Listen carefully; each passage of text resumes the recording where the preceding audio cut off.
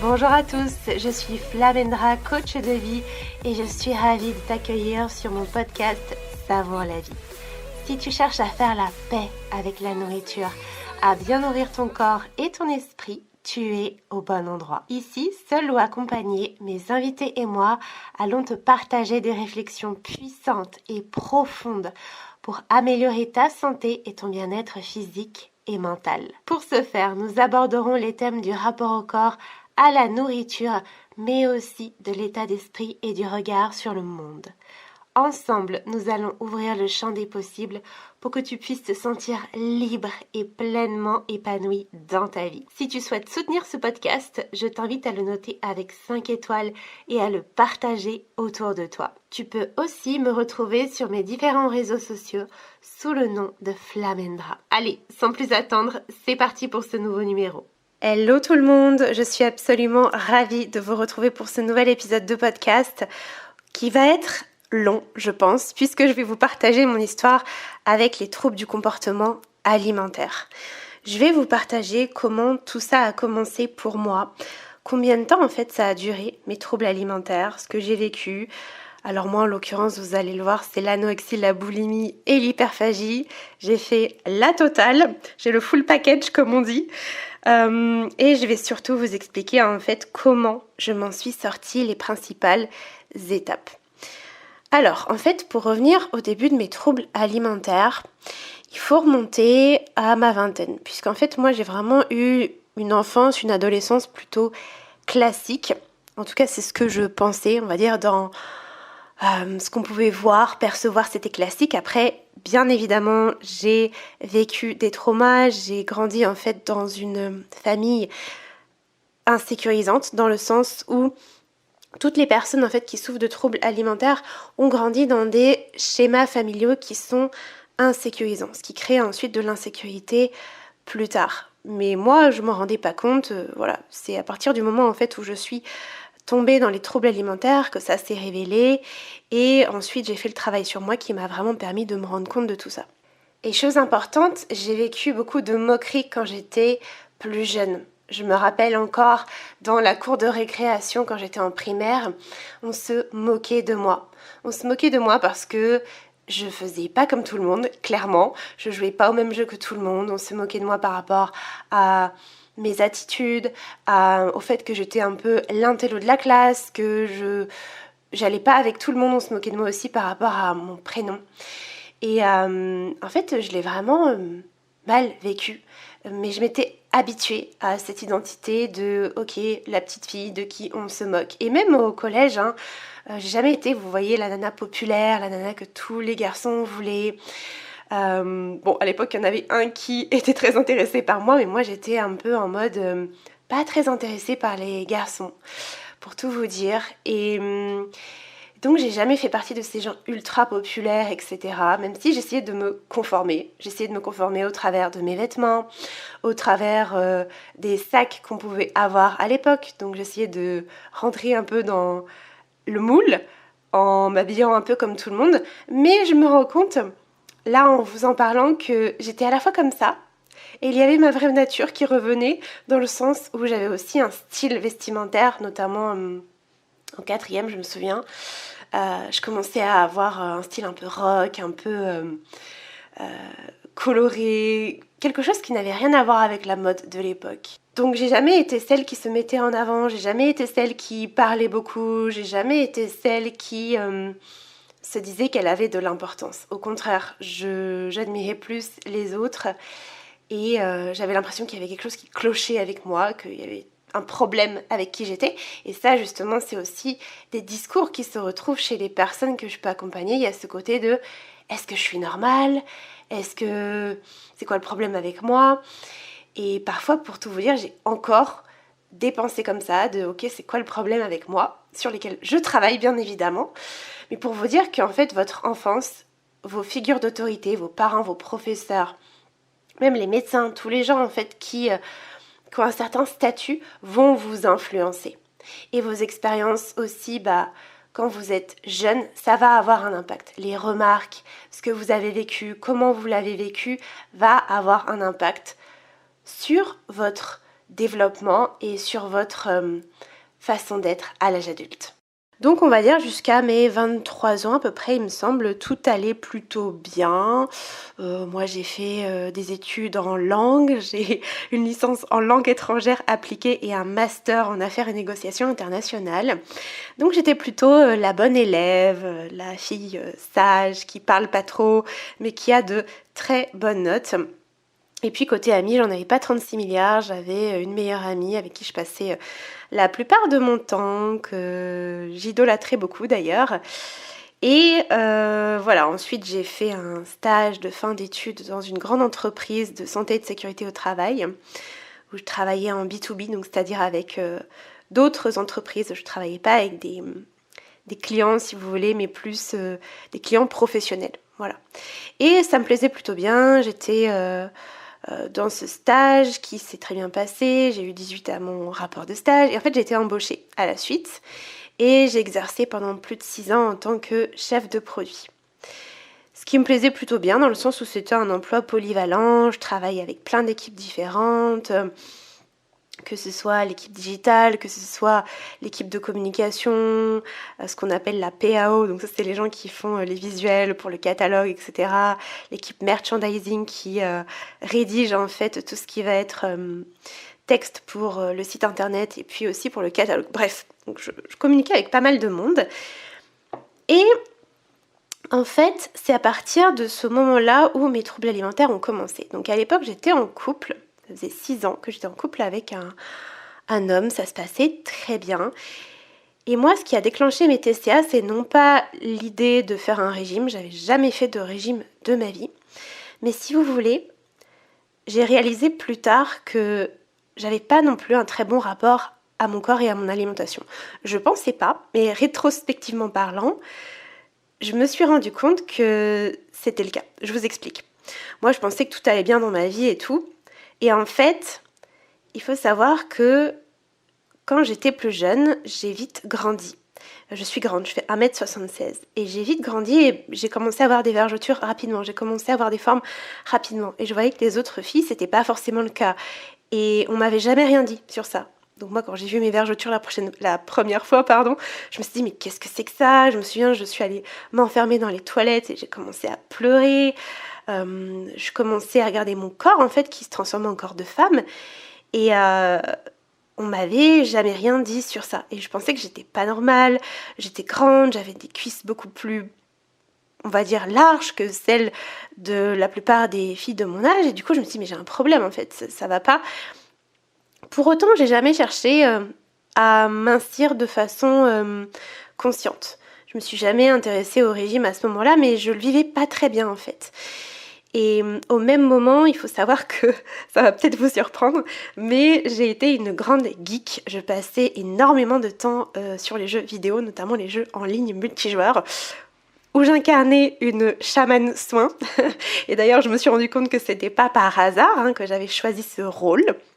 Voilà, le rôle de chamane et le rôle de soin, parce que voilà, je suis une thérapeute, je suis une coach, je suis une soigneuse. Et ça en disait long en fait sur ce qui allait être mon parcours. Ça aussi, c'est un truc très puissant. Toutes les personnes que vous rencontrez, toutes les choses qui vous entourent, tous les choix que vous faites en disent long en fait sur qui vous êtes réellement. Voilà, mais ça c'est un autre sujet. Donc j'étais une geek et en fait ce qui se passait c'est que je fuyais. Je fuyais la vie dans les jeux vidéo. Je fuyais mes émotions, je fuyais tout. Je me revois encore passer toutes mes nuits sur les jeux vidéo à manger du Nutella dans ma chambre. Et ma mère d'ailleurs me disait mais pourquoi tu sors pas, il fait beau. Et en fait à l'époque je voyais pas le problème et je voyais pas toute la souffrance en fait que j'essayais de cacher. Et ensuite quand j'ai rencontré mon partenaire de vie, ensuite je me suis installée avec lui, ça allait mieux. Mais j'étais toujours dans une relation de dépendance, de fuite et j'avais jamais pris le temps de me connaître, de me poser, de faire face à tout ce qui se passait en moi. Tout simplement parce que je l'avais jamais appris, je savais pas comment il fallait faire et d'ailleurs je regrette ça. Aujourd'hui je me dis mais pourquoi on nous apprend pas les émotions? Qu'est-ce que c'est? Comment les accueillir? Ou même la connaissance de soi, enfin des trucs de base et non on nous apprend des trucs qui nous serviront pas plus tard. Voilà, moi j'ai plein de cours dont je n'ai absolument plus aucun souvenir. Et c'est du bourrage de crâne, alors que sincèrement, là par exemple ce qu'on voit en coaching, tout ce que j'ai appris par moi-même et que je transmets à mes coachés, mais pour moi c'est la base de la vie en fait. On comprend son corps, on comprend sa psychologie, on comprend l'humain, on comprend tout ce qui fait qu'on peut vivre sereinement, tout simplement. Et ça j'ai dû l'apprendre par moi-même en fait, en guérissant. Et c'est certainement pas à l'école que j'ai appris tout ça. Donc pour en revenir à mon histoire, voilà, je fuyais clairement. Et en fait, ce qui a déclenché mes troubles alimentaires, c'est que j'ai commencé à m'intéresser à la cuisine. Donc, j'ai toujours été passionnée de nutrition. J'adorais cuisiner, plus jeune je me rappelle, je regardais ma mère faire des crêpes et j'avais trop hâte d'être adulte pour pouvoir faire des crêpes aussi. D'ailleurs c'est une des premières recettes que j'ai su faire. Et je me passionnais pour ça, je regardais plein de recettes, je me renseignais sur la nutrition, j'en savais de plus en plus. Et comme j'ai une soif insatiable de connaissances, j'explorais absolument tout, je testais plein de recettes, je cuisinais pour mon conjoint qui bien évidemment était ravi. Le truc c'est qu'un jour j'ai découvert qu'on pouvait manger végétal. Que en fait la viande c'était pas obligatoire et que tous les produits animaux on n'était pas obligé de tuer des animaux pour pouvoir vivre correctement. Et là, ça a été radical, n'est-ce pas? Vous-même, vous savez, puisque les gens qui souffrent de troubles alimentaires sont des gens plutôt radicaux, des gens extrêmes. Et en fait, je me suis dit, ok, je deviens végétalienne. En tout cas, je passe d'une alimentation omnivore à une alimentation 100% végétale. Sauf que, au lieu de le faire comme la plupart des gens, c'est-à-dire pas à pas, petit pas par petit pas, petite modification par petite modification, en fait, j'y suis allée en mode... comme je vous disais, radical. J'ai tout changé du jour au lendemain. Parce que je voulais faire le truc parfaitement, je voulais tout appliquer à la lettre d'un seul coup. Je voulais faire le max, faire le truc le mieux possible. Et ce qui s'est passé, c'est qu'au lieu de manger mieux, alors certes, j'ai appris plein de choses, j'ai découvert plein d'aliments, mon palais s'est transformé, puisque en réalité, vos papilles... s'adaptent, c'est comme le corps, la vue, on est vraiment des êtres adaptatifs, nous les humains. Le truc c'est que je me suis mise à manger moins et je ne m'en suis pas rendu compte. Donc je pensais bien faire le truc et c'était le cas, j'arrivais à faire plein de recettes, je me régalais, c'était top et j'ai commencé à perdre du poids. Et là, il y a une phase qu'on connaît tous, que vous connaissez très sûrement, c'est la phase de lune de miel, c'est-à-dire que j'ai commencé à me dire « Oh putain, génial, je perds du poids, ça déchire !» alors que je le voulais même pas à la base. Et je me suis dit « Trop bien, en fait, ça y est, j'ai enfin trouvé le meilleur régime alimentaire. » Parce que oui, je passais aussi beaucoup de temps à taper sur Google « C'est quoi le meilleur régime alimentaire ?» C'est quoi... ça, c'est venu après plutôt. Mais je cherchais la meilleure diète. Alors j'ai tout testé, crudivore, la warrior diet. Qu'est-ce que j'ai testé d'autre ? Après oui, le fait de devenir végétalienne, mais ça c'était plus pour des raisons éthiques. Je me suis dit mais c'est pas possible en fait, on peut pas rester comme ça, il faut... Pour moi c'était d'une évidence même, mais j'ai testé plein d'autres choses. Il y a quoi d'autre? Maintenant j'ai oublié, oui, le fameux régime cétogène, je pense que c'est le plus connu, où celui où on vire tous les glucides. Pour moi c'est une aberration ce truc, mais à l'époque je trouvais ça génial, je me disais oui c'est sûr, c'est trop bien comme ça... En fait, le corps va puiser dans les ressources de graisse et puis ça va brûler du gras. Pour moi, c'était des révélations. Quand j'ai découvert ça, je me suis dit, mais c'est génial en fait. Je me revois encore regarder des trucs, sur le jeûne intermittent. Je me souviens un mec qui postait que des vidéos sur ça, je le trouvais génial. Je me dis, ce mec, il a tout compris. Il a des putains d'abdos, ça déchire. Bref, j'étais dans un mode complètement hallucinogène. Je sais pas si ça se dit, mais on va dire que si. Et là, c'était incroyable. C'était incroyable, je découvrais plein de trucs, je perdais du poids, je me sentais mieux, je me sentais surpuissante. J'avais l'impression d'être une déesse. Et en fait, pas du tout. C'était le début de ma descente aux enfers. Mais ça, je ne le savais pas encore. Et si vous m'écoutez et que vous êtes passé par là, vous savez très bien de quoi je parle. Et en fait, à partir de ce moment-là, comme je vous dis, j'avais perdu du poids, j'avais l'impression de me sentir mieux, mais c'est parti dans les extrêmes. J'ai perdu plus de 20 kilos, donc j'ai commencé par de l'anorexie pour ma part. Donc moi ce que j'enseigne aussi, ce que je partage en coaching, c'est que les gens qui souffrent d'anorexie sont encore plus mentaux que la plupart des gens qui souffrent de troubles alimentaires. Parce que si vous souffrez de TCA, en fait, vous êtes des gens très mentaux. Ça veut dire quoi? Ça veut dire que vous êtes très intelligent, que votre mental carbure à 200 à l'heure là-haut, mais que du coup, vous êtes déconnecté de votre corps et que vous pouvez aller dans des extrêmes. Vous savez, c'est le fameux tout ou rien, le fameux foutu pour foutu, le fameux demain je me reprends parce qu'aujourd'hui j'ai fait de la merde. Comme si en fait toute votre journée elle était ruinée parce que vous avez mangé un gâteau en plus ou 100 calories en plus. C'est vraiment des pensées extrêmes, hein. Moi j'appelle ça la pensée dichotomique extrême du trouble alimentaire. Et ça, j'aide mes coachés à non seulement la conscientiser, mais bien sûr à aller au-delà. Mais ça, j'en avais absolument pas conscience à l'époque. Je ne savais pas que j'étais neuroatypique, hypersensible, HPI, HPE, bon bref, toutes les étiquettes qu'on peut se mettre qui sont pas des étiquettes dans lesquelles je vous invite à vous enfermer, mais plus, moi, ça a été des choses qui m'ont vraiment permis de mieux me comprendre. Mais à l'époque, j'en avais pas conscience, quoi. Et donc ouais, c'est vraiment parti dans les extrêmes, où j'ai perdu plus de 20 kilos parce que j'étais extrêmement mentale et je m'en demandais toujours plus. C'est-à-dire que je perdais du poids. Je me souviens, je me pesais tous les jours, je montais sur la balance, alors qu'avant, j'avais pas de balance. Je savais même pas mon poids. Et j'ai commencé à développer des habitudes bizarres, des habitudes très centrées sur la nourriture, sur le sport. Et oui, comme je disais, je montais tous les jours sur la balance et je regardais mon poids et c'était jamais assez. Je me trouvais jamais assez mince. Je voulais perdre toujours plus de poids. Mon corps, il était jamais assez bien. Et j'ai commencé à développer des obsessions pour la nourriture. Je regardais plein de vidéos de What I Eat in a Day, de Calorie Challenge, de trucs de nutrition.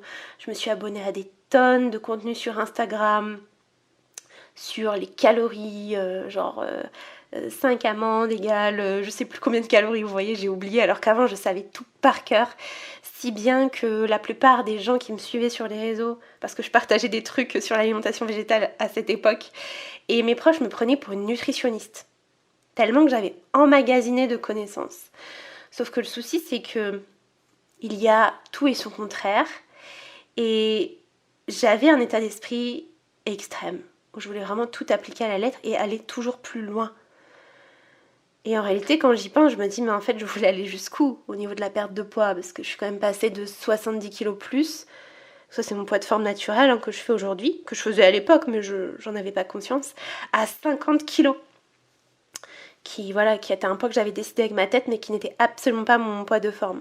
Donc oui, j'avais l'écart entre les jambes, j'avais des cuisses fines, mais j'avais plus de muscles, j'y pensais tout le temps à la nourriture, j'étais fatiguée constamment, je dormais mal, j'avais une digestion chaotique. Dès que je mangeais un truc, j'avais des gaz, des ballonnements, je me sentais vide de l'intérieur, j'avais plus envie de rien. Je me souviens avec mon conjoint, quand en fait j'ai commencé à perdre du poids et que c'est passé dans les extrêmes, j'ai commencé à avoir froid, j'ai commencé à plus m'intéresser à rien à part la nourriture. Fallait que je mange parfaitement, fallait que j'ai mon quota de protéines, je calculais tout. J'ai installé le fameux MyFitnessPal sur mon téléphone, j'ai acheté une montre connectée, j'ai acheté une balance, j'ai acheté plein de vêtements de sport, je suivais plein de comptes fitness et toute ma vie tournait autour de ça. C'est-à-dire que tous les trucs qui m'intéressaient avant, même mon conjoint, c'est dur à dire, mais même mon conjoint, je commençais à m'en foutre. Même les trucs que j'aimais bien faire, ça me saoulait. J'avais plus envie de rien. Et tout tournait autour de la nourriture, autour de mon corps, de mon apparence, notamment de mon ventre, de mes cuisses, de mes fesses, qui étaient jamais assez bien, et de mon poids. Et j'ai commencé à faire du sport à outrance. Après, j'en avais fait un podcast, si jamais vous voulez aller l'écouter, c'était sur l'impact de mes troubles alimentaires dans les relations amoureuses, où je vous expliquais un petit peu les conséquences qu'ont pu avoir mes TCA dans ma relation, donc je vais pas revenir là-dessus. Il date ce podcast, mais si vous avez envie d'aller l'écouter, n'hésitez pas. Donc ensuite, je me suis séparée de mon conjoint parce que j'étais trop vide et je lui disais, mais j'arrive plus. Voilà, je n'arrive plus à aimer, je n'arrive plus à avoir de libido, je n'arrive plus à m'investir dans la relation parce que évidemment tout était concentré sur la bouffe et sur perdre du poids et sur mon corps. Donc ensuite j'ai vécu seule pendant 4 ans et là ça a vraiment été une période de solitude très très très intense puisque je ne sortais jamais. C'est-à-dire que j'allais au travail, à l'époque j'étais salariée, pour vous remettre dans le contexte, donc j'étais chef de produit. Et je me souviens le midi, mes collègues allaient manger, je refusais tout le temps. Il y avait des viennoiseries, je refusais. Ou alors j'y allais, mais je prenais une salade. Ou j'y allais, ou si je décidais d'y aller, je regardais c'était quoi le restaurant.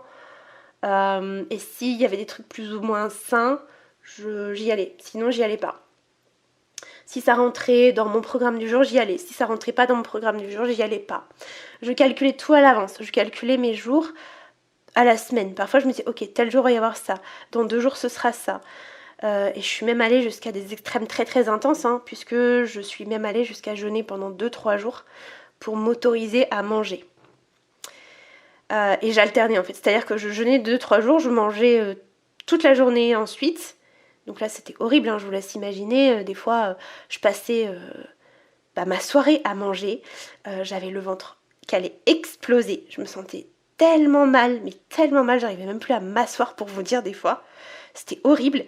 Je dormais très mal parce que forcément avec un ventre comme ça je pouvais même pas me mettre sur le ventre, c'était horrible, j'avais des gaz, des ballonnements, je suais dans la nuit, je transpirais, c'était vraiment horrible, j'ai pas d'autres termes. Et le lendemain je devais aller travailler et je dormais 3 heures dans la nuit et j'alternais, du coup je me disais non mais là demain tu jeûnes parce que t'as fait tellement n'importe quoi, t'as craqué. Donc je me disais demain tu te reprends et tu manges pas, ou tu manges une soupe, une salade, tu manges le moins possible mais tu te reprends. Et rien que le fait de me dire ça, je me disais ça va être horrible demain.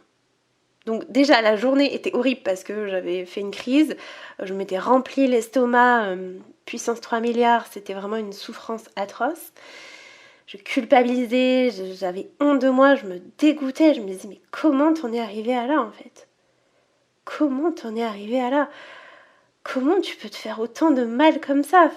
Ma vie c'était du chaos, c'était de la solitude, c'était... Ouais, je me renfermais sur moi et mon seul exutoire c'était la nourriture, mais en même temps c'était mon exutoire, j'étais pressée de manger, mais en même temps ça me faisait tellement souffrir parce que je me détruisais, ça me faisait tellement mal physiquement et mentalement, et j'avais, dans ma tête je me disais mais t'as pas le choix demain que de te restreindre parce que t'as tellement craqué, t'as tellement abusé que il faut que tu te rattrapes quoi. Et le problème c'est que c'était un vrai cercle vicieux. Parce qu'après, au bout d'un moment, ça recommençait. Et je refinissais par craquer. Et je me disais, mais c'est pas possible, comment tu vas t'en sortir? Et je me souviens, des fois, je me couchais le soir. Et je me disais, j'ai pas envie de me réveiller demain. J'ai pas envie. Parce que je trouvais que c'était trop dur. Je trouvais que... Ouais, le sommeil, c'était que mon moment où je me sentais en paix. Parce que dans mes journées, c'était pas de la paix. C'était soit je m'en demandais toujours plus, soit je faisais une crise, je me sentais mal. Donc c'était l'alternance de il faut lutter contre la faim, il faut faire le plus de sport possible, il faut éliminer. Ou alors c'était je mangeais, après je me sentais mal et je culpabilisais, je me sentais pas bien. Donc en fait, à aucun moment je me sentais bien. Et ça a duré pendant plus de 4-5 ans. Voilà. Et comme je vous dis, je faisais quasiment jamais aucune sortie. C'était très très rare. J'allais jamais au cinéma, je voyais pas ma famille. Je faisais tout pour éviter les gens. Et c'était dur aussi pour mes proches parce que eux ne comprenaient pas. Alors ma mère, plus tard, m'a avoué que elle avait souffert, elle aussi, de troubles alimentaires plus jeune. Mais je l'avais jamais su. J'ai jamais su qu'elle avait aussi ça. Donc je l'ai dans mes gènes. En fait, il y a une partie aussi génétique, bien évidemment. Qui s'exprimait plus tard. Elle me l'a pas dit parce qu'elle voulait pas que je tombe dedans, mais en fait, bon, je suis quand même tombée dedans. Et oui, mes proches s'inquiétaient parce qu'il faut savoir que quand vous choisissez de rester dans votre TCA, alors on choisit pas d'avoir un trouble alimentaire, d'accord? Je suis pas en train de dire que c'est de votre faute, pas du tout, on choisit pas, ça nous arrive. Mais par contre, on peut choisir d'en sortir parce que c'est vrai que nous on souffre, moi je me rappelle très bien de cette période où je souffrais, mais d'une puissance inimaginable, mais les proches aussi, ça les fait beaucoup souffrir. Moi mes parents s'inquiétaient, voilà, les amis, les proches, ils s'inquiètent, et je trouve que c'est tellement minimiser justement la souffrance des TCA, et ça c'est un peu Ouais, mon leitmotiv, j'ai envie de partager plus à ce sujet parce que j'ai des coachés, là notamment, j'ai une séance la semaine passée où ma coachée me disait, bah en fait, moi je suis allée voir à l'époque un psychiatre, un médecin, des diététiciens, bref, tout un tas de spécialistes en psy. Et en fait, juste en la regardant, comme elle avait un physique entre guillemets normal, et en vrai il n'y a pas de normalité, hein, mais eh ben elle lui dit non mais ça va, vous allez bien en fait. Et non en fait, parce que ça se voit pas un trouble alimentaire. Ça ne se voit pas. C'est pas parce que il y a un poids qui a l'air entre guillemets normal que bah non, vous n'êtes pas légitime. Vraiment, ne vous mettez pas ça dans la tête. Et c'est pas parce qu'on vous dit que ça va. Si vous sentez que ça va pas, demandez de l'aide. Moi, j'ai jamais été diagnostiquée. Je me suis juste rendu compte en m'observant, en étant honnête avec moi-même, en faisant des recherches sur internet, en achetant des bouquins, des formations et après en prenant des coachings, mais avant ça, en faisant tout un tas de recherches, que j'avais un problème et que, en fait, je souffrais et que j'étais légitime de demander de l'aide. Et j'allais pas attendre qu'on me le dise, parce qu'en vrai, je suis allée voir plein de fois des médecins, juste pour vous dire, hein, je suis allée aux urgences, je suis allée voir des médecins, je pesais 50 kilos, j'étais vraiment hyper maigre, quoi. On me prenait ma tension. Je me souviens le médecin qui me disait non mais vous ça va, hein. Parce que en fait j'étais jeune et j'avais pas l'air si mal que ça. En plus les personnes qui souffrent de troubles alimentaires sont des gens qui le cachent extrêmement bien, n'est-ce pas? Il y a tout un tas de stratégies mises en place pour cacher que vous faites des crises, ou cacher que vous souffrez de TCA, tout ça. Et puis c'est des gens aussi qui ne veulent pas dire que ça va pas. Donc quand on leur demande si ça va, bah oui ça va. Et j'étais pareil hein, que vous. Hein. Moi je disais tout le temps non mais ça va. Non mais c'est pas si grave. Je minimisais le truc, je minimisais ma souffrance, je minimisais ce que je vivais, je voulais pas déranger. J'avais ce truc de ne dérange pas, sois forte, débrouille-toi par toi-même, sois parfaite. Alors qu'en fait, toutes ces espèces d'injonctions, toutes ces pensées que j'avais qui régissaient ma vie ne me servaient pas. Elles me laissaient dans mon trouble alimentaire. Et donc, c'est le jour où j'ai osé demander de l'aide, où j'ai osé en parler à mes parents. Et ça a fait suite en fait à une crise assez violente que j'ai faite. Je me souviens, j'avais été en Angleterre pour un déplacement à l'époque de mon ancien travail. Je devais offrir une boîte de chocolat à certains de mes collègues. J'en avais offerte la plupart parce que oui, il faut savoir que je cuisinais tout le temps pour les autres. Je me ruinais, c'est-à-dire que je cuisinais tous les week-ends pour mes collègues et j'apportais tout le lundi. Mais c'était démesuré, hein, c'était pas un 4 gâteaux, hein, c'était genre une vingtaine. J'allais acheter, je sais pas, 30 croissants, 20 pains au chocolat, je cuisinais 40 muffins et j'apportais tout ça le lundi à tous mes collègues. Tous les lundis presque, pour vous dire. Hein. Je me ruinais, je passais mon temps à ça, et moi bien sûr j'en mangeais aucun. Hein. Moi je m'en autorisais aucun. Donc ça c'était à l'époque de mon anorexie. Et après, voilà, je suis passée par de la boulimie où en fait, comme je disais, je suis allée en Angleterre, je devais offrir des boîtes de chocolat, parce qu'il y a aussi ce côté-là de donner aux autres, de cuisiner pour les autres, de faire plaisir aux autres, et soit non, nous on n'a pas le droit. Hein. Et en fait, il m'en restait une dans ma valise. Et là, j'avais quasi pas mangé de la journée. Enfin, j'avais mangé une salade, de l'ananas, enfin les trucs habituels. Et je vois la boîte. Elle me fait du regard. Je la regarde, elle me regarde. Bon, elle me regarde pas, mais vous m'avez compris. Et en fait, j'y vais parce que je crève la dalle. Je prends un chocolat. Et là, explosion de saveur dans ma bouche, de plaisir. Et je dégomme tout. Je dégomme toute la boîte. Et à la fois, là, j'ai eu deux choses qui se sont passées dans ma tête. Je me suis dit, waouh, en fait, je passe à côté de tellement de plaisir. C'est trop bon, je veux plus me priver, je veux plus que ce soit fade dans ma vie. Et je veux pouvoir manger ce chocolat. Sauf que j'avais toujours cet état d'esprit restrictif. Et du coup, je me suis dit, ok, si tu veux manger ce chocolat, tu vas faire plus de sport, tu vas jeûner encore plus. Donc c'était vraiment n'importe quoi. Et en fait, ce qui se passait, c'est qu'après, j'avais mis en place la stratégie. Vous savez, je réserve des calories pour le soir. Enfin, je mange pas trop la journée. Et le soir, je me faisais des grands repas qui partaient en crise. Au départ, je mangeais des légumes et tout. Je voulais me faire un truc salé, puis je prenais un gâteau. Et en fait, j'arrivais plus à m'arrêter. Et ça partait en crise.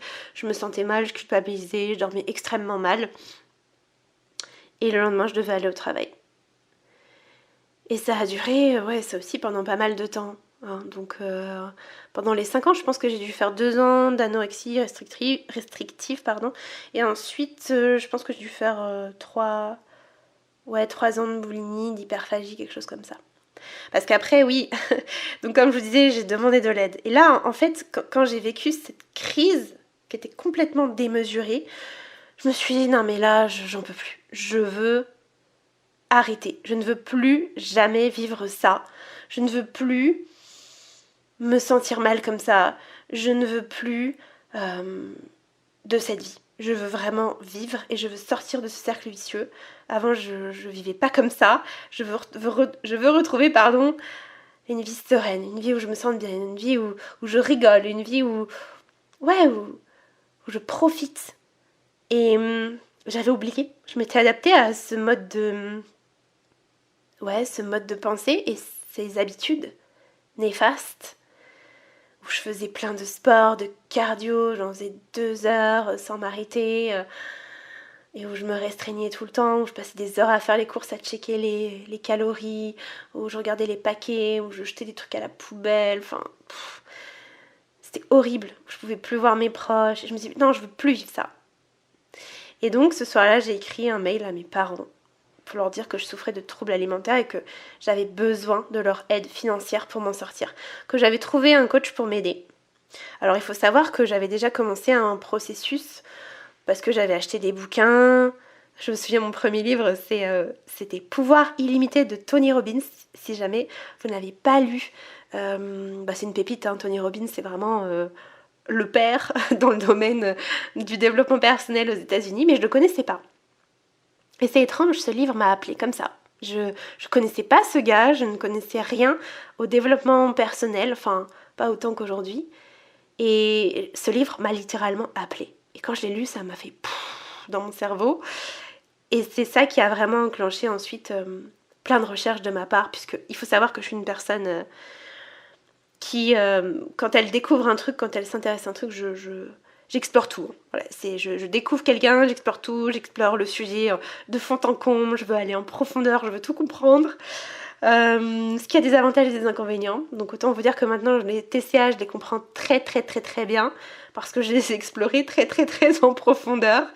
Et encore, hein, j'en découvre tous les jours parce que c'est l'humain, la vie est riche. Et donc j'ai commencé par ça, par des livres, par des podcasts, par des vidéos YouTube, par des comptes Instagram qui parlaient de ça, de troubles alimentaires, de body positive et tout. Mais j'ai vite compris que juste consommer et être passive, ça ne m'aiderait pas. Que j'avais vraiment besoin d'aller au-delà et d'avoir du soutien, d'avoir de la compréhension. Et au départ, je suis tombée dans le piège classique, hein, qui est que j'ai demandé de l'aide à un coach sportif. Ce qui n'était pas du tout approprié. Mais ce qui m'a quand même aidée, je vais vous expliquer pourquoi. Souvent, les personnes qui souffrent de TCA vont voir des diététiciens, des coachs sportifs parce qu'elles pensent que le problème c'est la nourriture, que c'est leur corps, que c'est le poids. Alors qu'en fait ça, non, c'est la surface. Comme je dis souvent, en fait, les troubles alimentaires, le rapport qu'on a avec la nourriture et avec notre corps, c'est que le reflet du rapport que l'on a avec nous-mêmes, dans notre fort intérieur. Et c'est ça qu'il convient de travailler. Mais à l'époque, j'en avais pas conscience. Donc j'ai fait appel à un coach sportif. Et je pense que c'était aussi une forme d'excuse pour pas vraiment guérir. J'étais peut-être pas vraiment prête. J'avais peur, en fait, je pense que j'avais peur. Et puis à cette époque-là aussi, il n'y avait pas autant de ressources qu'aujourd'hui, hein, il faut le savoir. Il n'y avait pas de coach TCA comme aujourd'hui. Moi, j'en avais pas trouvé en tout cas. Et donc je me suis dit, on va essayer un coach sportif, peut-être qu'il comprend les TCA. Il m'avait dit qu'il avait déjà travaillé avec des personnes souffrant de TCA, donc je me suis dit, on va essayer ça. Sauf qu'en fait, maintenant, rétrospectivement parlant, je me rends compte qu'il ne comprenait pas du tout la problématique. Et il m'avait fait juste un plan sportif, mais de base. Et on avait des échanges par email.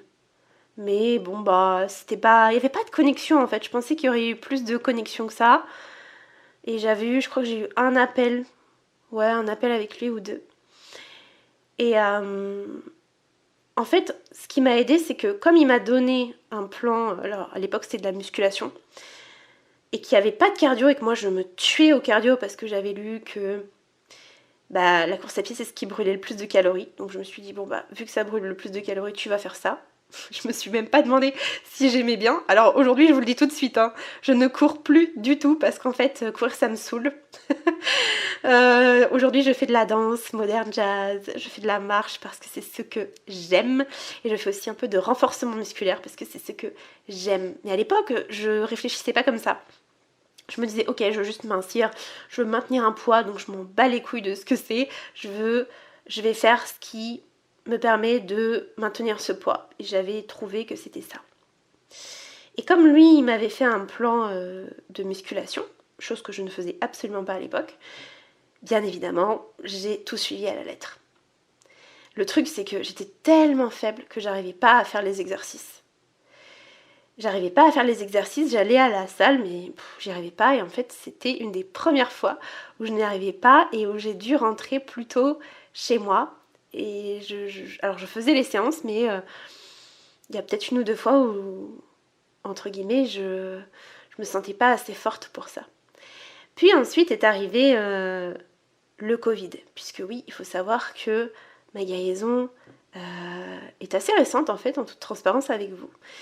Et à cette époque du Covid, eh bien en fait ce que ça m'a permis de faire c'est que ça m'a vraiment permis de guérir, tout simplement. Je pense que sans ça, j'aurais eu du mal à guérir.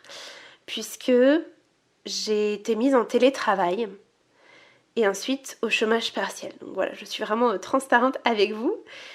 Et ce que ça m'a permis de faire, c'est que ça m'a permis de sortir de cette spirale infernale du travail, d'en faire toujours plus, de pas me poser.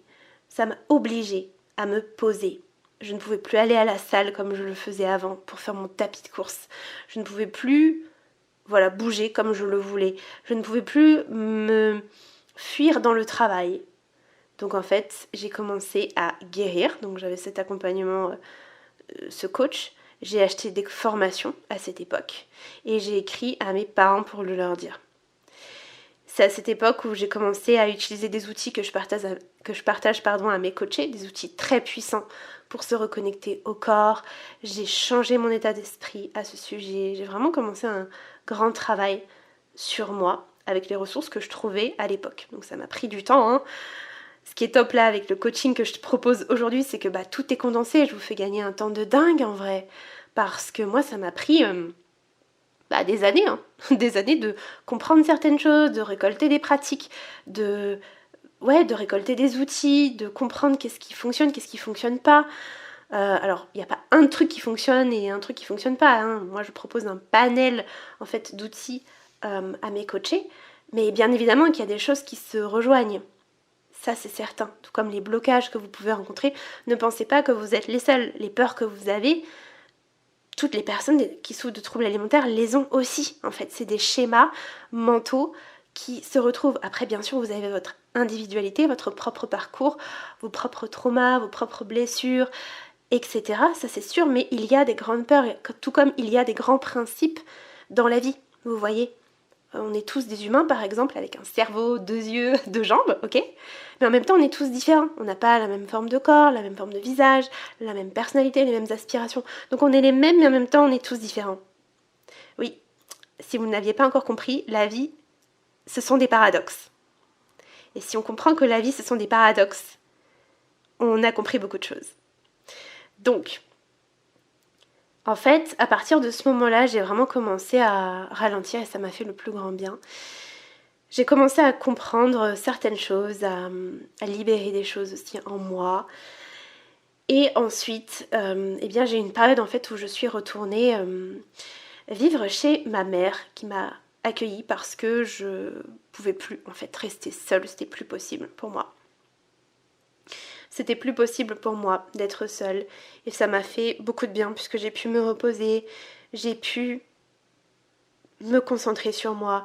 C'est à partir de ce moment-là aussi où j'ai, comme je vous disais, demandé de l'aide financière à mes parents pour m'offrir mon premier coaching qui allait vraiment être game changer pour moi. En fait, je m'en suis même offert 2. Je me suis offert un coaching individuel de 3 mois qui m'a coûté 3 000 € et je me suis offert un coaching de groupe Et là, le tarif, c'était 2600 €.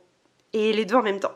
Donc là, j'étais on fire, j'étais déterminée à investir en moi parce que j'avais vraiment compris que si je voulais guérir, il fallait que j'investisse en moi. Que c'était la meilleure chose à faire. D'ailleurs, c'est Warren Buffett. Si vous ne le connaissez pas, Warren Buffett, c'est le plus grand investisseur au monde. Et quand on lui pose la question, c'est quoi selon vous le meilleur investissement de toute une vie ? Il ne répond pas les investissements immobiliers, il ne répond pas le trading, peu importe. Il répond que c'est investir en soi. Parce qu'en réalité, quand on investit en soi, ce sont des compétences, ce sont des transformations à vie. C'est des choses que vous ne pouvez pas perdre. C'est intégré dans vos cellules, c'est intégré dans votre cerveau. Vous voyez ? C'est pas comme un truc matériel qui s'use et qu'il faut changer. Non, là, ça se diffuse en vous. Et quand j'ai compris ça, je me suis dit, ok, let's go, on va investir en soi. Et donc, comment est-ce que j'ai choisi mes accompagnements ? En fait, moi, j'ai trouvé les personnes sur Instagram, via aussi YouTube et des podcasts. Et je les ai pas choisis parce qu'on m'a dit qu'il fallait prendre ces personnes-là. Je les ai pas choisis parce que c'était les moins chers. Je les ai pas choisis parce qu'ils avaient tel ou tel diplôme. D'ailleurs, j'en sais rien. Je sais pas quel diplôme ils ont. Je les ai choisis parce que leur énergie et ce qu'ils partageaient, ça a résonné en moi. Je me disais, waouh, il y a un truc avec cette personne. Ça me parle ce qu'elle dit. Je me reconnais dans ce qu'elle partage et j'aime sa façon de s'exprimer, j'aime ce qu'elle diffuse, j'aime ses valeurs. Et c'est avec elle que je veux avancer. Et en fait, je me suis pas trompée. Parce qu'en fait, quand on fait des choix à partir du cœur, on se sent appelé. Et bien évidemment qu'on fait le bon choix. Alors il n'y a pas de bon ou de mauvais choix, mais ce que je veux dire par là, c'est que bien sûr que j'avais peur, hein. Évidemment, j'avais jamais autant investi en moi. Pour moi, c'était des sommes incroyables. Vraiment, j'avais jamais dépensé, investir, parce que pour moi, c'est pas une dépense, c'est un investissement. Autant, j'allais même pas, pour vous dire, m'offrir un ciné pour moi toute seule, acheter des trucs pour moi. C'était quelque chose que je ne faisais jamais. Par exemple, je m'achetais pas de bagues ou de bijoux pour moi toute seule. Ça, c'est des choses que j'ai commencé à faire justement avant de prendre ces accompagnements-là, où j'ai commencé à me dire, mais arrête d'attendre en fait. T'attends quoi ? Que quelqu'un te l'offre ? Mais offre-le toi-même et montre-toi en fait que t'as de la valeur. Mais ça a été un grand changement d'état d'esprit. Et ces accompagnements, ça a été l'étape d'après. Et bien sûr que j'avais peur, bien sûr. Mais au fond, je savais que c'était ce que je voulais, c'était ce dont j'avais besoin et que ça allait bien se passer. Je faisais confiance en la vie, je faisais confiance en ces personnes, je me faisais confiance aussi. J'étais tellement déterminée à aller mieux, en fait, à me transformer, à évoluer, que j'allais tout donner, que ça allait bien se passer. J'avais vraiment cette certitude en moi. Ça ne veut absolument pas dire que j'ai pas eu de moments difficiles, hein. Ne pensez pas ça, hein. J'ai eu plein de moments où j'ai voulu abandonner, où c'était compliqué. Mais c'est dans les moments où en fait c'est inconfortable qu'on apprend des choses. J'ai vraiment cette vision de la vie où les moments top sont des moments où on récolte les fruits, on va dire ça comme ça, et où c'est génial et profitons. Et les moments où c'est plus complexe, ce sont des moments d'apprentissage pour grandir, pour s'aligner, pour aller vers la vie vers laquelle qui nous inspire vraiment. Et donc pour moi, chacune de ces choses est à notre service. Ça aussi, ça a été un grand changement d'état d'esprit, parce qu'avant je pensais que tout était contre moi, mon corps, les autres, la vie. Et aujourd'hui, je pense absolument tout l'inverse. Et c'est ce que j'enseigne aussi en coaching. Je vous apprends à transformer votre état d'esprit, transformer votre façon de penser pour transformer votre monde intérieur et donc votre monde extérieur. Et c'est là en fait où tout a commencé pour moi, où j'ai eu l'impression de renaître. Parce que sincèrement, avoir le soutien d'un coach, là de deux en l'occurrence, parce qu'en plus c'était un coaching personnel, individuel, et l'autre un coaching de groupe. Donc j'avais à la fois mon coach, ma coach et tous les autres membres du groupe. C'était incroyable. Je me sentais tellement soutenue, je me sentais tellement comprise, je me sentais tellement à ma place. Je me sentais revivre. Et j'apprenais plein de trucs sur moi, sur le monde. Waouh, ça a été une révélation de vie. Donc si c'était à refaire, waouh, mais je le referais 1000 fois. Mais vraiment 1000 fois. Et c'est ça qui m'a vraiment permis de comprendre que investir en moi, c'était la plus belle chose que je pouvais me faire et faire au monde. Puisque si moi je me transforme, je transforme le monde. Parce que mes relations avec ma famille se sont transformées. Voilà, mes relations avec mon père, ma mère, tous les membres de ma famille, ça a été dingue. Ça a été incroyable. Et à ce moment-là aussi, ça m'a donné l'impulsion de me dire, ok, là, t'as tellement appris de choses. Tu t'es tellement transformée que tu ne peux pas garder tout ça pour toi. Et vous savez, pour guérir, c'est important d'avoir une raison profonde. Ça aussi, c'est quelque chose que je vous apprends à faire en coaching. Et moi, c'était, ok, je veux dégommer cette maladie pour pouvoir aider les gens. Prouver au monde que c'est possible. Me prouver déjà à moi, parce que je le fais en premier pour moi, enfin je l'ai fait en premier pour moi, mais aussi contribuer. Et en fait, ça s'est réalisé. Puisqu'aujourd'hui, je suis coach de vie et j'aide de nombreuses personnes à se sortir des troubles alimentaires pour savourer leur vie, pour se sentir en paix à l'intérieur d'eux et kiffer leur journée. Et j'en suis tellement fière, tellement heureuse. Si moi-même je n'avais pas fait ce chemin, si j'avais pas investi en moi, j'en serais pas là aujourd'hui. Et d'ailleurs, je n'ai pas investi que dans ces 2 accompagnements. Vraiment, vous n'imaginez mais même pas le nombre de formations, de podcasts, de coaching, de thérapeutes que j'ai pu aller voir, que j'ai pu acheter parce que oui, pour moi c'était important. Et c'est ça aussi, c'est en faire sa priorité. Comprendre que c'est important et que personne ne va venir nous sauver et qu'en fait quand on est seul, c'est là où on tourne en rond dans sa petite roue de hamster et où rien ne se passe. Et c'est en connectant avec des gens qui ont déjà fait le chemin, qui sont plus avancés, qui ont des clés puissantes et profondes à partager que, mais waouh, tout change en fait. Tout change. Et quand j'ai découvert le coaching, ça a été une révélation aussi parce que je connaissais pas, donc j'étais un peu en mode mais qu'est-ce que c'est que ce truc ? Et en fait, le coaching, c'est l'art de poser des questions puissantes pour vous aider à trouver vos propres réponses. Et quand mon coach me posait des questions, j'étais en mode waouh, je ne m'étais jamais dit ça comme ça. Waouh, qu'est-ce que c'est que cette question ? Et ça m'a tellement aidée. Et aujourd'hui, je le vois avec mes clientes, c'est dingue.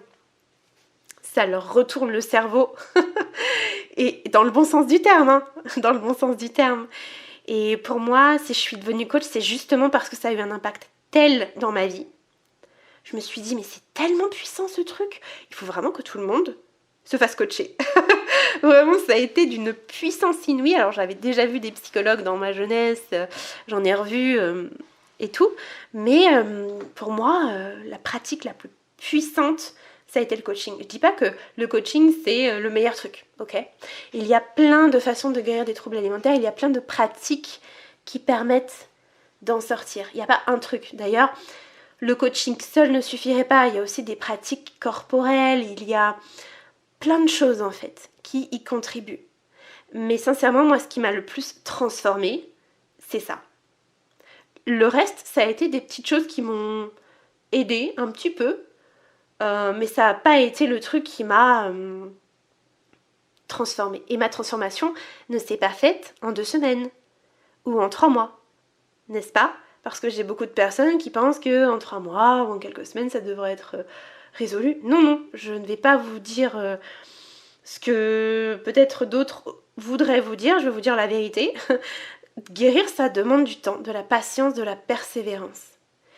Mais dites-vous bien que, comparé à des années de troubles alimentaires, 6 mois, 1 an, même 2 ans, c'est rien. C'est rien. Et je suis très heureuse d'avoir fait ce cheminement et de me dire que je suis libérée à vie. À vie. Alors bien évidemment, il y a des restes, parce que parfois on me demande est-ce qu'on peut guérir à 100% et tout.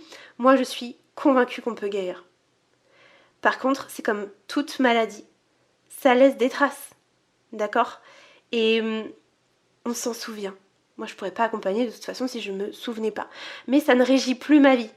Alors qu'avant, j'étais dedans, j'étais engluée dedans. Aujourd'hui, je suis sortie, j'ai pris du recul. C'est-à-dire, c'est un peu comme si j'ouvrais un tiroir et je regardais, je me dis, ah ouais, c'est vrai, je pensais comme ça avant.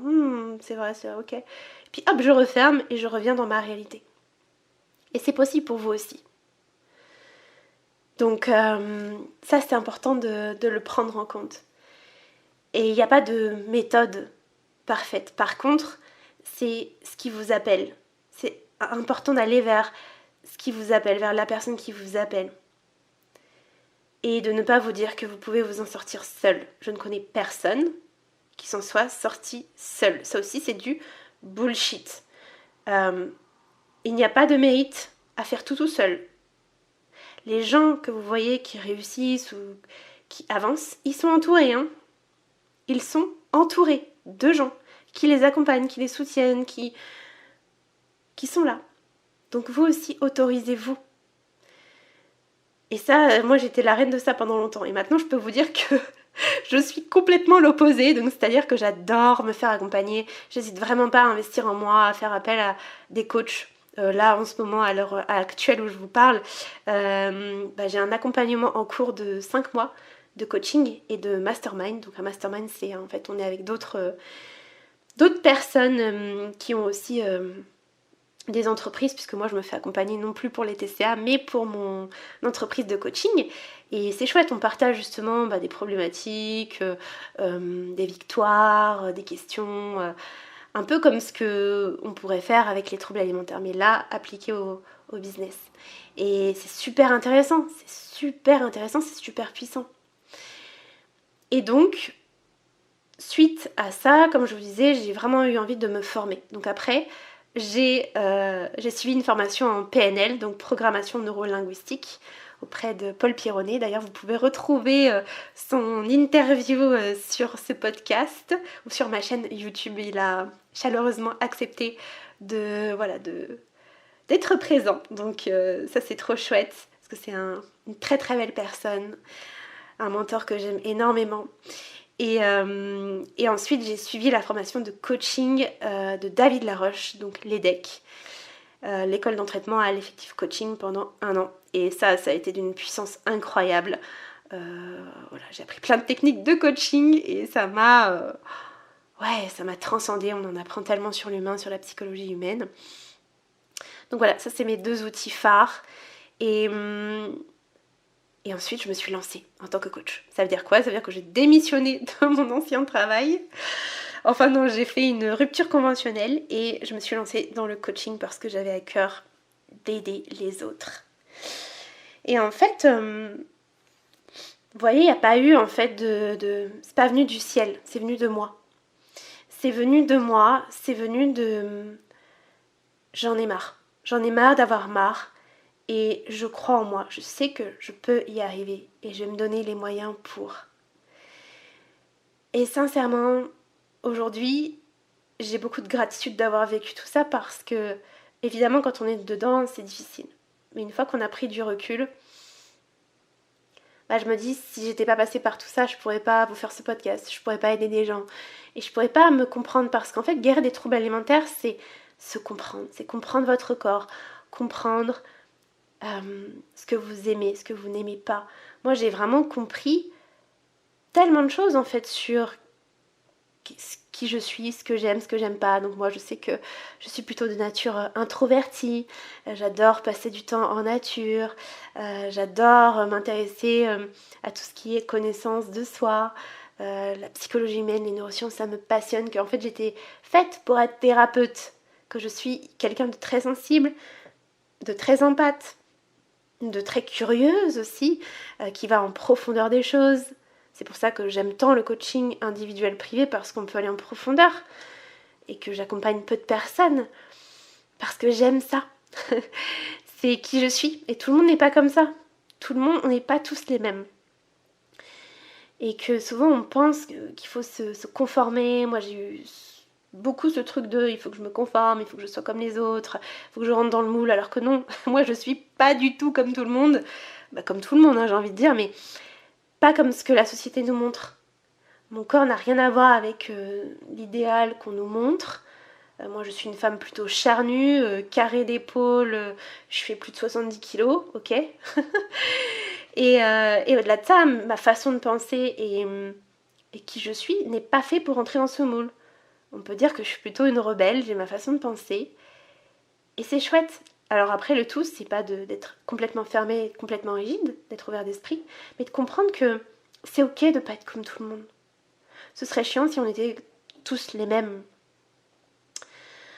Donc voilà. Et c'est vrai qu'à l'époque, vous voyez, de mes troubles alimentaires, mon alimentation, ça n'avait rien à voir avec aujourd'hui. Hein.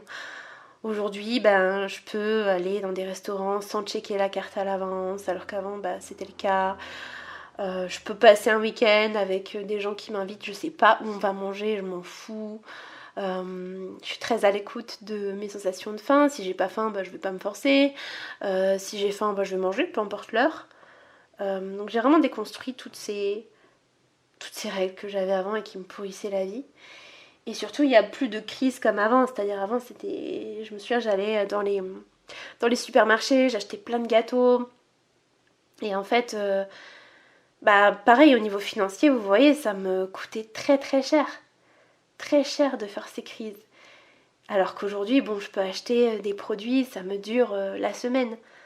Avant, c'était pas le cas, c'était expédié en une soirée. Et je m'obligeais à jeûner, je m'obligeais à faire du sport. Alors moi, je vomissais pas, hein, parce que j'avais une phobie de vomir. Mais je sais que j'ai des personnes que j'accompagne, elles vomissent, ou elles utilisent des laxatifs. Bon, il y a plusieurs façons de faire, entre guillemets. Et en fait, ça fait tellement de bien, vous voyez, que la nourriture ne soit plus au centre de la vie. Parce que ça, c'est pareil, vous n'avez pas un problème avec la nourriture, en fait. C'est l'état d'esprit qui est important de travailler. Et quand on s'autorise l'abondance, quand on sort de cet état de restriction, parce que même si vous n'en avez pas l'impression, vous vous restreignez. Si vous souffrez de troubles alimentaires, vous vous restreignez d'une façon ou d'une autre. Hein. Moi, j'ai plein de personnes qui viennent me voir, mais non, je me restreins pas, je comprends pas. On creuse. Et là, la personne me dit, ah ouais, en fait, je me restreins. Mais elle l'avait pas vu. Donc c'est pour ça que c'est hyper puissant d'avoir quelqu'un qui a dépassé tout ça et qui peut vous montrer des choses que vous ne voyez pas. Et ça, c'est toute la puissance d'avoir un coach, un thérapeute, quelqu'un, en tout cas, quelqu'un qui comprend les TCA, parce que souvent les personnes que j'accompagne vont voir des psys ou autres, mais ce ne sont pas des gens qui comprennent la problématique. Et pour moi, c'est très important que vous vous sentiez compris, soutenu dans votre transformation. C'est essentiel, c'est vraiment essentiel. Donc je pense que je vous en ai partagé déjà pas mal, mais à mon avis j'ai oublié plein de choses. Évidemment, j'ai repris beaucoup de poids, hein, comme vous avez pu vous en rendre compte. Et évidemment que j'ai eu peur de grossir. Évidemment que j'ai eu plein de peurs, que j'ai eu plein de moments où j'ai voulu abandonner, où c'était complexe. Mais je n'ai jamais abandonné. Parce que je savais ce que je voulais. Je savais que je voulais guérir. Je savais que le courage, c'était pas de ne plus avoir peur. Que le courage, c'était d'avoir peur, mais d'y aller quand même. De sortir de ma zone de confort. D'apprendre, d'expérimenter de nouvelles choses. De comprendre que guérir, c'est pas linéaire. Que oui, il y a des, entre guillemets, rechutes, qui sont juste des phases d'apprentissage en vrai. Bien sûr que moi aussi, j'ai eu des moments où j'ai culpabilisé, où je me disais que j'allais jamais m'en sortir. Mais j'ai toujours rebondi. Et ça, je pense que c'est vraiment ma plus grande force. Et c'est pour ça que je le vois avec mes coachés quand je les accompagne pendant 3 mois ou même 6 mois. Mais ça fait une différence de dingue. Parce que je peux vous dire que non, je vais pas vous laisser comme ça quand vous allez pas bien. Je vais être là pour vous. Et je vais être là, je vais pas être en mode ok, non. Certainement pas. Et c'est beau. C'est beau, c'est une transformation, c'est une vraie métamorphose, c'est une vraie renaissance, une vraie délivrance. Ah, c'est tellement beau, mais en fait, il faut l'expérimenter pour le comprendre. C'est important de l'expérimenter. Sinon, on ne comprend pas les choses. On les comprend avec la tête, mais on les intègre pas. Et c'est l'intégration qui fait toute la différence. C'est vraiment ça qui fait toute la différence. Donc aujourd'hui, je suis très heureuse dans ma vie. Alors, guérir des troubles alimentaires, ça ne veut pas dire que tout est résolu, qu'on n'a plus de problèmes, machin. Mais par contre, ce qui est top, c'est que la nourriture, le sport ne régit plus votre vie. Vous n'avez plus cette charge mentale. Vous vous sentez beaucoup mieux dans votre corps, dans votre tête. Moi, je sais que je connais très bien mon corps. Je comprends ses messages. Je sais y répondre. Alors qu'avant, je comprenais absolument rien. Et je fuyais mes émotions au travers de la nourriture ou au travers de la restriction, au travers du sport. J'étais très anxieuse. Alors, bien sûr, encore aujourd'hui, je ressens du stress, mais j'ai des outils, j'ai des pratiques qui font que ça n'a rien à voir avec avant. Et surtout, je ne suis plus dans la fuite constante, alors qu'avant, c'était fuite directe. Aujourd'hui, je sais comment transcender tout ça, si je puis dire, comment accueillir tout ça. Et c'est tellement un beau chemin, vraiment. Donc, voilà ce que j'avais envie de vous partager par rapport à mon parcours. Et si justement vous vous retrouvez là-dedans, si vous avez un parcours similaire, sincèrement, n'attendez pas. Je pense que c'est hyper important de vous demander, vous avez envie de vivre quoi finalement ? Vous avez envie d'être qui ? Moi, je sais que ce qui m'a vraiment aidée, c'est de me dire, mais attends, mais t'as envie de vivre ça pendant encore combien de temps ? Qui tu as envie d'être ?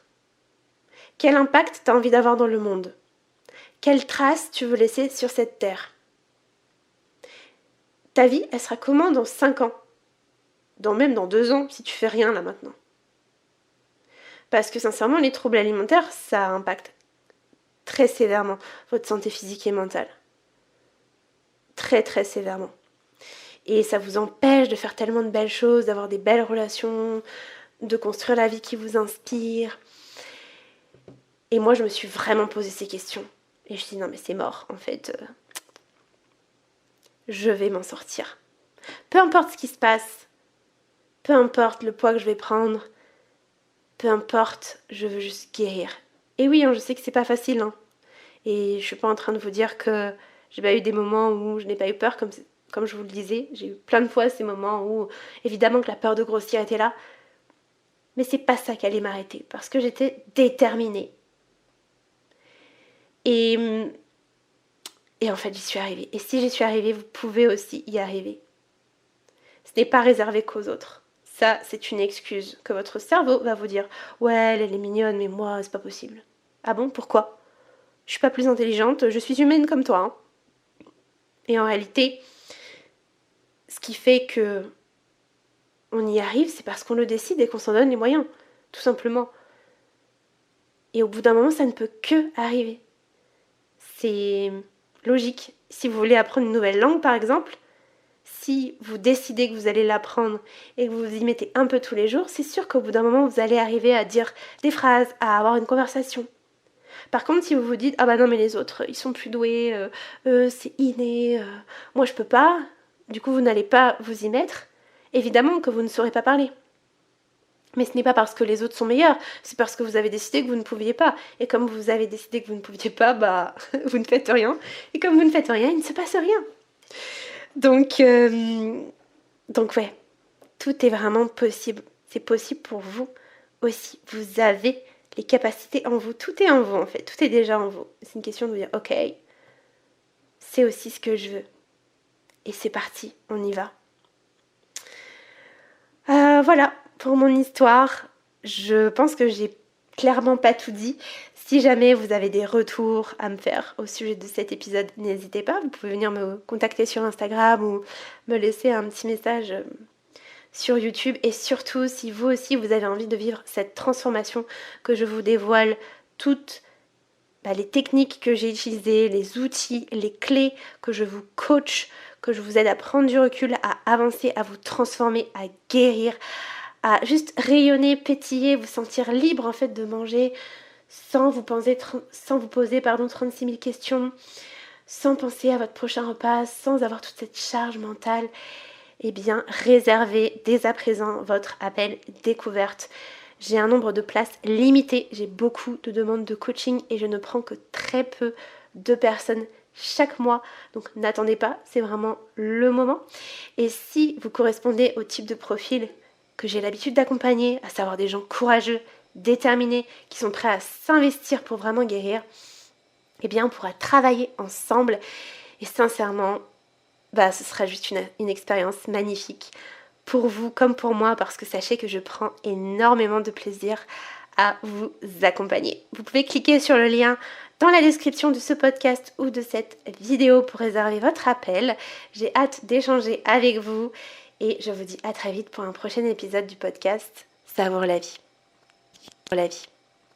Pour la vie. Pour la vie. Pour la vie.